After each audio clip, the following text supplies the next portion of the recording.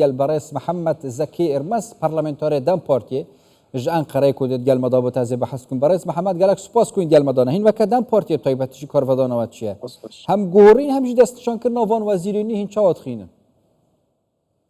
Yani Türkiye'de vakta ku den guhorandın ama ki tesadüfen nabinin rasti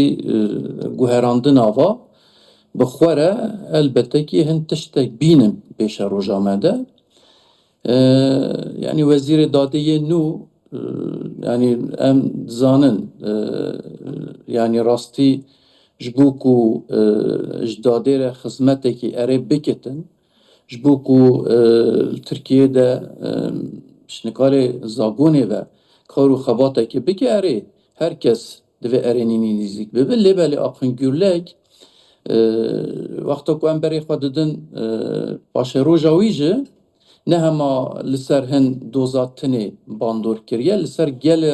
gelekî doza bandora xwe lê kiriye ku rewşa ku em nihat tê de jî guherandin pêk hatiye wekî hûn dizanin gelek dozên wekî li ser rêxistinên me وکی لسر هنک سیاست مدارن مجه باندورا آخنگولک هبو دوزا وکی رزدار دمیر تاش وکی این پیشبری شر بر تکنیشان داین و جبو آشتی هولدان کو خدمت بکن اکادمیسیانین آشتی انگلیسا وکی هن زانن نافدار این کل ترکیه ده جبو دموکراسی جبو آشتی gelek cara rexnel desthilatdariyê kirîn dengê xwe bilind kirîn doz li ser wa hatine vekirin wekî dî hilbijartina 2024 deverê wekî Stenbolê hûn zanin li hev hatinek hatîbû kirin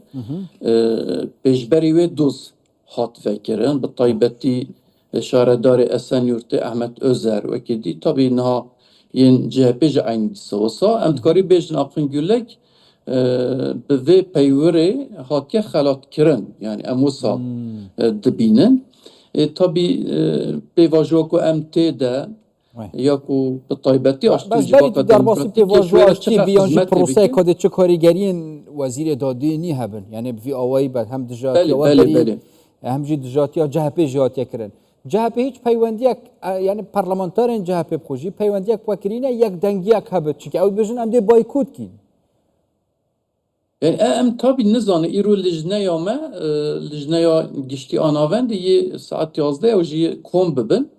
li ser vê guherandinê jî mutlaqe nîqaşê bikine bi taybetî li rojeva wa de hûn zanî hem ev rapora taslaqê a ku lijneya nivîsê amade kirî wekî dî îro hevdîtinek girîng li Serokkomar re jî dibitin şandeya İmraliyê bi çi Serokkomar re saet 2 hevdîtinê bike rojev rastî îro piçekî germ e hem lijne li ser veguherandina mutlaqeyê nîqaşê bikitin li gorî wê jî tabîkî daxuyaniyekê biditin lê dîsa ez bêjim yani rastî paşê roja ku Akingûlek ya li ser dadê li ser zagonê wekî erenî ti kes berê xwe nadiye ti kes yani bu paşa rojê jî taybetî jî girêdayê pêvajoyê proseya aştî ve çî hîviyek nînin yani taybetî jî serbestberdana wan kesatên pêşe roja ku em bikevin tê de wisa pêşe roja ku em bikevin tê de em ê berê xwe bidinê yani em dixwazî ku rastî herkes xizmetê ji vê proseyê re bikitin bi taybetî wezîrê dadê li vê de rolek girîng dilîzin yani wekî CHP biryareka pêşwext nadin ya em nizanin yani em niha rastî ji bo wê nizanin kacekê dozên çiwa yê bikeve pêşa me lê dîsa guherandinên wisa yên ku bi taybet wezîrê dadê û yê wezîrê karên hundir bi hev ve girêdayî ye Cida ji van her du wezîra Barez Mihemed babetekî dî jî Evrokeyê germ taybetî jî bu weşan da İmraliyet gel Serokkomarê Tirkiye piştî saet 2 nîv rûdê civin yek ji babeta hem prose û hem jî Rojavayê Kurdistanê ku pêk ve têne girêdan çi daxwaziyeka we vê carê de ji Serokkomariya Tirkiye hebit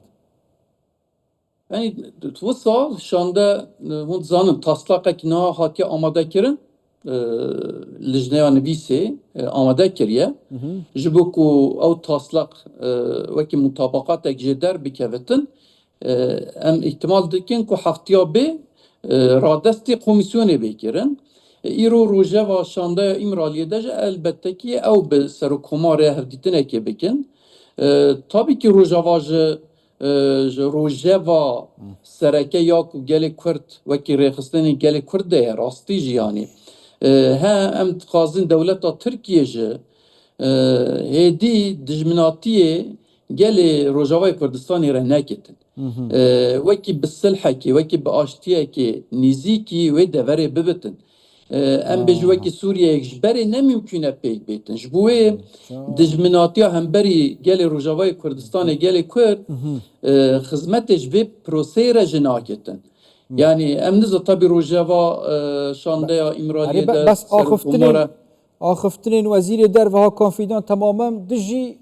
اوان داخوازین و وکدن پارتین یعنی دجاتی ها مثلا بو نمونه هزن کردی چه پککی آنجا هر آلیه کدی بتل حتی الباشور کردستان العراقی جی کرینه بجت ام دل وان جها جی بدین مطرسی هم ناهلین او بابا دیتا بحث کرن کو جداهی اک هیات نیف برابر پرسنت ترکیه داد آخفتنو سرداری که نوانات گلوه دوسه Ya cüdati heyetinin yani rastî em bi gumanın şwêr ve. Yani em bi gumanın. Yani wezîrê karê der ve wexta ku va gotna dibêje em bar nakin li serê xwe va gotnan bêje. Wexta ku